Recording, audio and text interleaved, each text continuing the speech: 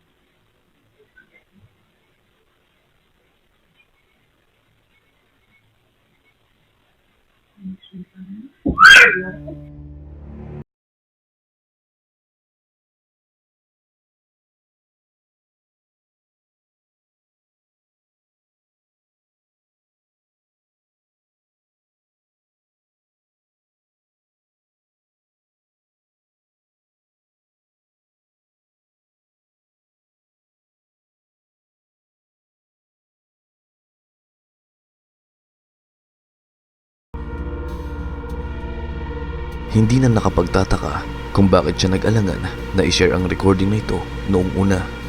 Bukod sa kusang bumubukas at sumasar ang pinto ng kwarto, may isa pang detalye na mas nakakakilabot. Ayon sa kanya, nakakita siya ng isang silhouette sa pintuan na kamukhang kamuka ng kanyang asawa. Ang nakakapagtaka lang dito ay hindi pa nakakauwi mula sa trabaho ang kanyang mister, dahil ilang oras pa bago ang uwian ng kanyang mister. Pero ramdam na ramdam niya na nakatayo na ito at tahimik na nakatitig sa kanya. Pero sa video, walang pumasok na tao. Kung pakikinggan mabuti, maririnig mo ang security system na nag-activate na para bang may pumasok sa bahay. Pagkatapos noon, lumabas siya ng kwarto para patayin ang alarm at hanapin kung andun na nga ba ang kanyang asawa. Pero mula doon na nagsimula ang isang kakaibang pangyayari. Bumalik siya sa kwarto at tulala matapos makita ang isang taong akala niya ay ang kanyang asawa. Nang bumaba siya upang suriin ang paligid, natuklasan niyang nakakandado pala ang pinto at wala talagang tao sa ibaba. Kaya pala isipan pa rin kung sino ang kanyang nakita. Dahil sa patuloy na paghahanap ng kasagutan sa nakakatakot na insidente, nananatili pa rin pampubliko ang video na ito sa kanyang page. Ang video na ito ay pagmamayari ng isang babaeng nagangalang Rachel K na nagtatrabaho sa isang nursing home kung saan may na-capture na napaka-weirdong bagay ang CCTV camera kamakailan lang. Ayon sa kanya, ilang araw ang nakalipas, may pumuntang cleaning crew sa may second floor ng gusali para maglinis.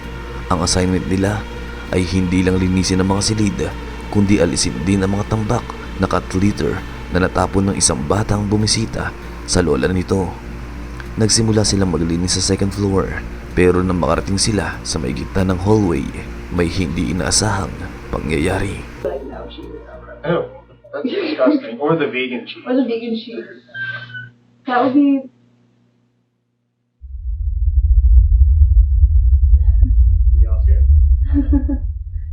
I'm not the only one that heard that. Well, there was this one time when I was in this hallway and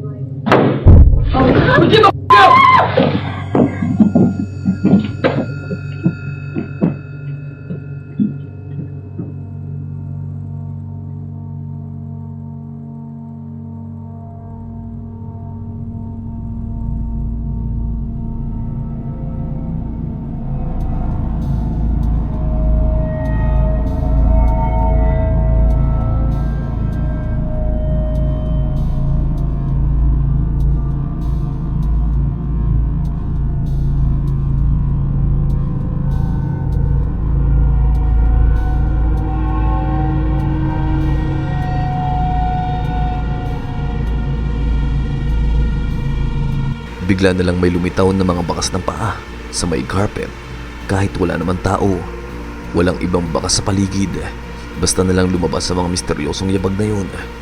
Ang mas nakakatakot pa, ang kulay nito ay kaparehas ng kulay ng cat litter. Dahil malapit ito sa lugar kung saan natapon ng cat litter, mukhang may nakatapak dito ng nakayapak at naglakad sa carpet. Pero ito ang nakakakilabot na parte. Paano magkakaroon ng footprints kung wala naman tao roon noong oras na yun? Bago pa man ito mangyari, nasabi rin ng crew na meron silang narinig na kakaibang ingay mula sa dulo ng hallway. Pagkatapos noon, isang malakas na kalabog ang kanilang narinig. Noong mga oras na yun, nagsimula na silang tumakbo dahil sa takot. Naniniwala si Rachel K na may koneksyon ang mga footprints at ang mga ingay na yun. Sabi ng iba, hotspot daw ng paranormal activity ang second floor ng nursing home. Sa unang tingin, mukha lang itong ordinaryong kanto o intersection. Pero ang surveillance camera na nakakabit sa lugar na ito ay nakahuli ng serye ng mga kakaibang aksidente sa loob lamang ng isang araw. Ilang Argentine news outlets, kabilang na ang LSQU, ang aktibong nag-uusap tungkol sa misteryosong crossing na ito sa bayan ng Toledo na tinatawag ng mga lokal na cursed o enchanted corner. Nakarecord ng security cameras ng napakaraming weird na aksidente, mga nagbibisikletang bigla na lang natutumba ng walang dahilan, mga pedestrians na nawawalan ng balanse, mga motor na bigla na lang nag-i-skid sa tuyong kalsada, at mga kotse na ang gulong sa harap ay tila kusang nagpipilit o nag-iiba ng pwesto. Nangyayari ang mga ito sa iba't ibang oras, mapaaraw man o mapagabi, umulan man o tirik ang araw. Hati ang pananaw ng mga residente rito. Ang iba ay naniniwalang hindi ito tsamba at may multo o hindi nakikitang elemento na nanggugulo dito. Ang iba naman ay sinasabing baka dahil lang ito sa sirang kalsada o kaya semento. Pero kahit ang mga hindi naniniwala sa multo ay napapaisip pa rin sa isang detalye. Ang mga aksidente ay hindi nangyayari sa isang pwesto lang, kundi sa iba't ibang parte ng intersection. Ang video na ito ay nakuha ng isang surveillance camera sa loob ng isang residential building. Walang masyadong detalye tungkol sa mismong footage na ito, bukod sa na-record na ito sa gusali kung saan nakatira ang isang makikitang naglalarong batang babae malapit sa hagdan. Sa ilalim ng hagdan, may isang maliit na kwarto. Paulit-ulit na tumitingin ng bata sa loob ng kwarto na yun. Kahit sa mga unang tingin ay wala naman talagang anumang nasa loob ng kwartong iyon. Pero matapos suriin ang footage ng ilang beses ng kanyang magulang, ay talagang natakot sila. Mayroon na-capture ang camera na talaga namang nakakapagpabagabag.